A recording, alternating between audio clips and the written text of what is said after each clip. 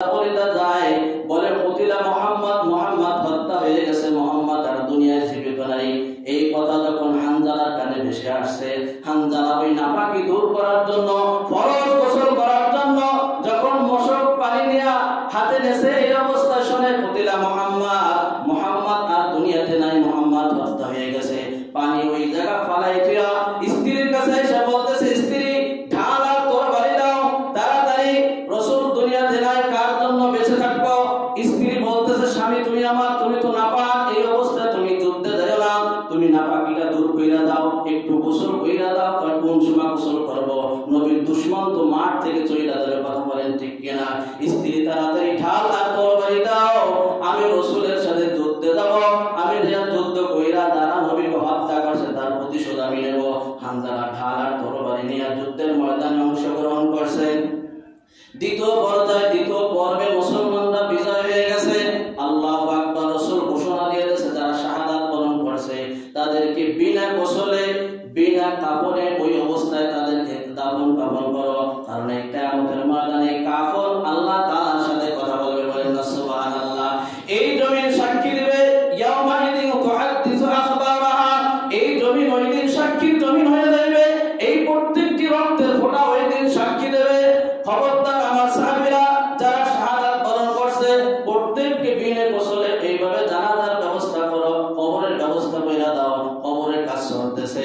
এই পর্যায়ে হানজালার স্ত্রী পর্দা বোরকা পরিয়া আল্লাহ রাসূলের কাছে আসছে, ইয়া রাসূলুল্লাহ, ইয়া হাবিবাল্লাহ, আমি আপনার প্রাণের সাহাবী হানজালার স্ত্রী, কারণ আমার স্বামী বাসর করেছিল, স্বামীর ফরজ গোসল হয়ে গেছে, আমার স্বামী যখন ফরজ গোসলের জন্য গেছে শুনছে কুতিলা মুহাম্মদ, মুহাম্মদ হত্যা হয়ে গেছে। এই আমার শোনার পরে আমার স্বামী আর ঘরে থাকতে পারে নাই, আমার স্বামী ঢাল আর তরবারি নিয়ে যুদ্ধের ময়দানে অংশগ্রহণ করছে। আমি শুনছি আমার স্বামী মারা গেছে, আমার স্বামী শহীদ হয়ে গেছে। ইয়া রাসূলুল্লাহ, ইয়া হাবিবাল্লাহ, আপনার কাছে রিকোয়েস্ট, আপনার কাছে অনুরোধ হলো আমার স্বামীর কমাস কম গোসল দেয়া, তারপর একটু যান কবরে রাখেন, বিনা গোসলে কবরে রাখেন না।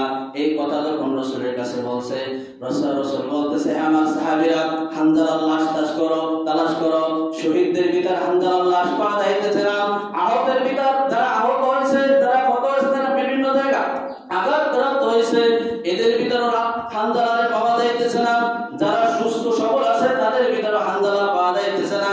ময়দানে শুধু হানজালা, হানজালা, হানজালা, সবার মুখে হানজালা, কোথায় কোনো হানজালা নাই। জিবরাইল আয়েশা বলতেছে, ইয়া রাসূলুল্লাহ, ইয়া হাবিবাল্লাহ, হানজালারে জমিনে তালাশ করলে পাইলেন না, তাকান আপনি আসমানের দিকে, ওই থেকে আসমান থেকে গোসল হয়া, আল্লাহু আকবার, আল্লাহর কুদরতি পানিতে গোসল হয়া হানজালার লাশ নিয়ে আসতেছে, বলেন আল্লাহু আকবার। আপনার প্রেম আর ভালোবাসায় যে হানজালা কর ছাড়তে পারে, ওই প্রেম আর ভালোবাসা আল্লাহ তাআলা এতটাই কবুল করেছে, তার গোসল দুনিয়ার পানি দ্বারা হোক আল্লাহ তাআলা এইটা সহ্য করতে পারে না। আল্লাহ তাআলা তার লাশটা নিয়ে কুদরতি পানিতে গোসল করাইছে, বলেন না সুবহানাল্লাহ। রাসূল বলতেছে, হানজালার গোসল হয়ে গেছে, লাশ কবরে নামাও। সাহাবীরা লাশ নিয়ে হাতে নামতেছে, যে সাহাবী লাশ নিয়ে নামতেছে ওই সাহাবী বলতেছে, একটা মানুষ যখন গোসল করে সবেমাত্র গোসল করার পরে গায়ের থেকে তাজা পানি বের হয়, ওই হানজালার চুল আর দাড়ি বেয়ে বেয়ে কাপড়ের কাপড় ভিজবার লাগছে, বলেন না সুবহানাল্লাহ। এ হলো প্রেম, এ হলো ভালোবাসা, কথা বলেন ঠিক কিনা? গুটি কয়েক নাস্তিক তোমার আমার রাসূলকে নিয়ে সিনেমিনি খেলবে, তোমার আমার রাসূলকে মানবে না, তোমার আমার রাসূলের খতমে নবুয়ত এটা মানবে না। কাদিয়ানীর বাচ্চারা এরকম ভাবে নবীর ইজ্জত নিয়ে সিনেমিনি খেলবে, আর তুমি আমি ঘরে বসে থাকবো না, এটা হবে না, কথা বলেন ঠিক কিনা? হানজালার মতো ময়দানে নামতে হবে, জীবন দিতে হবে, রক্ত দিতে হবে, বাতিলের সাথে কোনো আপোষ নাই, কথা বলেন ঠিক কিনা? এইভাবে যদি আমরা করতে পারি তাহলে খাঁটি আশিকে রাসূল হইতে পারবো। ও দোস্ত, হানজালাকে কিন্তু রাসূল অনুমতি দিয়েছে তুমি বিবির কাছে থাকতে, কিন্তু ইচ্ছা করলে সে বিবির কাছে থাকতে পারতো কি পারতো না? তারপর রাসূলের প্রেম আর ভালোবাসা এইটা শুনতে পারছে যে রাসূল দুনিয়াতে নাই, তো এই রাসূলের জন্য আমি থাইকা কি লাভ হবে, আমিও দুনিয়া থেকে শহীদ হয়ে যাই, কথা বলেন ঠিক কিনা?